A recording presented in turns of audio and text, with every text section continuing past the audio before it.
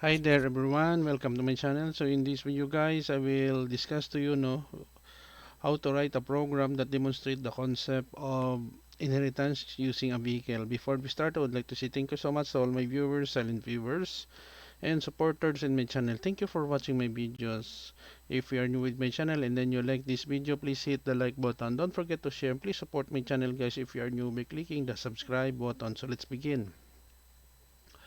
I will put a link in the video description where you can download the complete source code of our tutorial video for today for free in my two websites. We have here sharp include IOStream for input output. We have a class vehicle, public, virtual void move. We have here vehicle is moving, and then we have here a class car public vehicle. So it will override, no? So the car is driving. In main, it is the starting point of every C++ program. Class vehicle, we create an object, instantiate vehicle, car. So title vehicle using inheritance in C++, calls the base class function vehicle.move, and car.move calls the overwritten function in derived class. And then we have here end of program. Thank you for using this program. Return 0, return to our operating system. In this case, we are using Windows.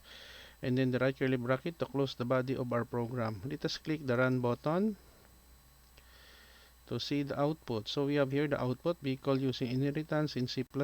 Vehicle is moving, car is driving, and a program. Thank you for using this program.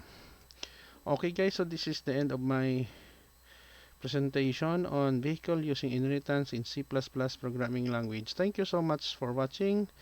Don't forget to like, share, and please support my channel guys if you're new by clicking the subscribe button. See you in the next video tutorial guys. This is your friend Jake saying bye bye for now.